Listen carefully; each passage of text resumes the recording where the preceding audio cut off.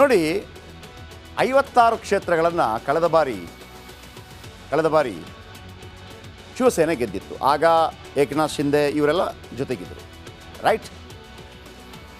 ಏಕನಾಥ್ ಶಿಂದೆಯನ್ನು ಬೇರ್ಪಡಿಸಿ 40 MLAಗಳ ಜೊತೆ ಕರ್ಕೊಂಡು ಹೋಗ್ಬಿಟ್ರು. ಯಾರು? ಅಮಿತ್ ಶಾ. ಇವರ ಬಳಿ ಪಾಪ 16 MLAಗಳಿದ್ರು. ಆ ನಡುವೆ ಯಾರ್ದು ಶಿವಸೇನೆ ಅಂತ ಹೇಳುವಾಗ ಇವ್ರಿಗೆ ಅದು ಸಿಗಲಿಲ್ಲ. ಒರಿಜಿನಲ್ ಶಿವಸೇನೆ ಅದು ಅಂತಾಯಿತು. ಆದರೆ ಮಹಾರಾಷ್ಟ್ರ ಜನರಿಗೆ ಬಾಳ್ ಠಾಕ್ರೆ ಮೇಲೊಂದು ಪ್ರೀತಿ ಇದೆ. ಯಾಕಂದರೆ ಬಾಳ್ ಠಾಕ್ರೆ ಮಗ ಇವರು. 16 MLAಗಳಿದ್ರು ಕೂಡ ಇವರಿಗೆ ಎಷ್ಟು ಸೀಟ್ ಕೊಟ್ಟಿದ್ದಾರೆ ಗೊತ್ತಾ? MP seat 9. ಏಕನಾಥ್ ಶಿಂದೆ ಬಳಿ 40 MLAಗಳಿದ್ರು ಕೂಡ ಮತ್ತು ಮುಖ್ಯಮಂತ್ರಿ ಆಗಿದ್ದರು ಕೂಡ ಅವರ ಶಿವಸೇನೆ ಎಷ್ಟು ಗೆದ್ದಿದೆ ಗೊತ್ತಾ? ಕೇವಲ 7. ಆದರೆ ಇವರಿಗೆ ಇಂಡಿ ಕೂಟದಲ್ಲಿ ಇರಲಿಕ್ಕೆ ಏನೋ ಮನಸ್ಸಿಲ್ಲದಂಗೆ ಕಾಣ್ತಾ ಇದೆ. ಇಂಡಿ ಕೂಟದ ಸಭೆಗೆ ಉದ್ಧವ್ ಠಾಕ್ರೆ ಚಕ್ಕರ್ ಹೊಡೆದಿದ್ದಾರೆ. ಅಗತ್ಯ ಬಿದ್ದರೆ ಮಾತ್ರವೇ ಸಭೆಗೆ ಬರ್ತೇನೆ ಅಂತ ಶಿವಸೇನಾ ನಾಯಕ ಉದ್ಧವ್ ಠಾಕ್ರೆ ಬಹಿರಂಗ ಹೇಳಿಕೆ ನೀಡಿದ್ದಾರೆ. ಆದರೆ ಉದ್ಧವ್ ಠಾಕ್ರೆ ಗೈರಾಗಿರೋದ್ರ ಹಿಂದೆ 10 ಕಾರಣಗಳಿದೆ. ಅದರ ಬಗ್ಗೆ ಕೂಡ ಚರ್ಚೆ ಶುರುವಾಗಿದೆ. ಯಾಕಂದರೆ ಉದ್ಧವ್ ಠಾಕ್ರೆಯನ್ನು NDA ಮೈತ್ರಿಕೂಟಕ್ಕೆ ಕರ್ಕೊಂಬರೋ ಒಂದು ಪ್ರಯತ್ನ ಆಗ್ತಾ ಇದೆಯಂತೆ, ಗೊತ್ತಿಲ್ಲ. ಇಂಡಿಗೆ ಉದ್ಧವ್ ಠಾಕ್ರೆ ಶಾಕ್ ಕೊಟ್ಟಿದ್ದಾರೆ. ಹೆಂಗೆ? ಇಂಡಿ ಕೂಟದ ಮೇಲೆ ಮುನಿದಿದ್ದಾರ ಉದ್ಧವ್ ಠಾಕ್ರೆ. ಮೊದಲು ಸೀಟ್ ಹಂಚಿಕೆ ಬಗ್ಗೆ ಕಿರಿಕಿರಿ ಉಂಟಾಗಿತ್ತು ಇವರಿಗೆ. ಇಂಡಿ ಕೂಟದ ಜೊತೆ ಸತಾಯಿಸಿ ಕೇಳಿದಷ್ಟು ಸೀಟು ಕೊಟ್ಟರು ಕೈ ಮತ್ತು ಪವಾರ್. ಓಕೆ, ಶರದ್ ಪವಾರ್. ಮಹಾರಾಷ್ಟ್ರದಲ್ಲಿ 9 ಸೀಟ್ ಗೆದ್ದಿದ್ದಾರೆ ಉದ್ಧವ್ ಟೀಮ್. 16 MLA ಇರೋದು. ಸಾಂಗ್ಲಿಯಲ್ಲಿ ಉದ್ಧವ್ ಜೊತೆ ಕಾಂಗ್ರೆಸ್ ಪವಾರ್ ಕಿರಿಕಿರಿಯಾಗಿದೆ. ಸಾಂಗ್ಲಿಯಲ್ಲಿ ಪಕ್ಷೇತರರಿಗೆ ಕಾಂಗ್ರೆಸ್ ಮತ್ತು ಶರದ್ ಪವಾರ್ ಬೆಂಬಲ ಕೊಟ್ಟಿದ್ದಾರೆ, ಇವರು ಕೊಡಲಿಲ್ಲ. ವಿಶಾಲ್ ಪಾಟೀಲ್ಗೆ ಕಾಂಗ್ರೆಸ್ ಮತ್ತು ಪವಾರ್ ಬೆಂಬಲ ಕೊಟ್ಟರು.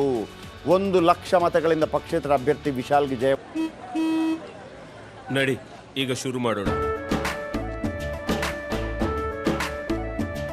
ಕೇಸರಿಯಿಂದ ಮನೋಲ್ಲಾಸ ಮನಸ್ಸು ಮತ್ತೇರಿ ಕುಣಿದಾಡಿದೆ ನೋಡು, ಮನಸ್ಸು ಮತ್ತೇರಿ ಕುಣಿದಾಡಿದೆ ನೋಡು.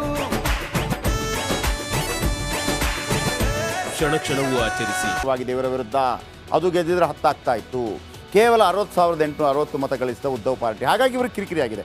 ಇವರನ್ನು ನಂಬಿದ್ರೆ ಆಗಲ್ಲ. ಈ ಕಾಂಗ್ರೆಸ್ ಮತ್ತು ಶರದ್ ಪವಾರ್ ನಂಬಿದ್ರೆ ಆಗಲ್ಲ.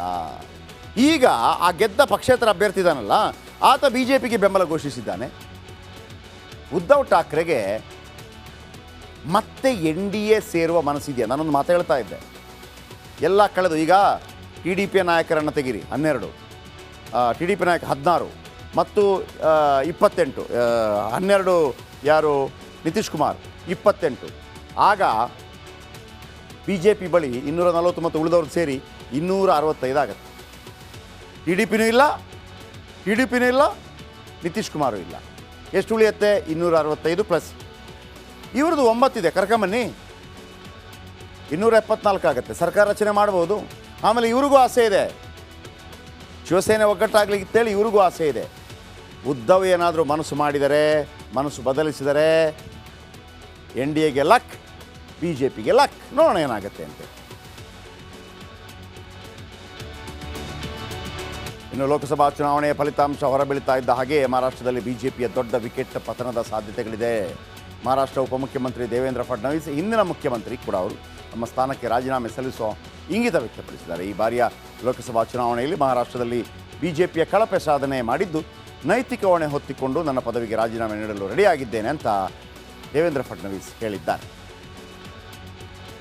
ಇನ್ನು ಫಡ್ನವೀಸ್ ರಾಜೀನಾಮೆ ಕೊಟ್ಟರೆ ಏನಾಗುತ್ತೆ? 2019ರಲ್ಲಿ ಮಹಾರಾಷ್ಟ್ರದಲ್ಲಿ BJP 36 ಸ್ಥಾನ ಗೆದ್ದಿತ್ತು. ಆದರೆ BJP ಈ ಬಾರಿ ಕೇವಲ 9 ಸ್ಥಾನಗಳನ್ನು ಗೆದ್ದಿದೆ. ಆಗ ಅವರು ಮುಖ್ಯಮಂತ್ರಿ ಆಗಿದ್ದರು. BJP ಕಳಪೆ ಪ್ರದರ್ಶನದಿಂದ ಫಡ್ನವೀಸ್ಗೆ ನಿರಾಸೆ. ಅಜಿತ್ ಪವಾರ್ ಬಣ ಗೆದ್ದಿರೋದು ಕೂಡ ಕೇವಲ 1. ಅವರ ಬಳಿ ಕೂಡ 40 MLAಗಳಿದ್ದರು.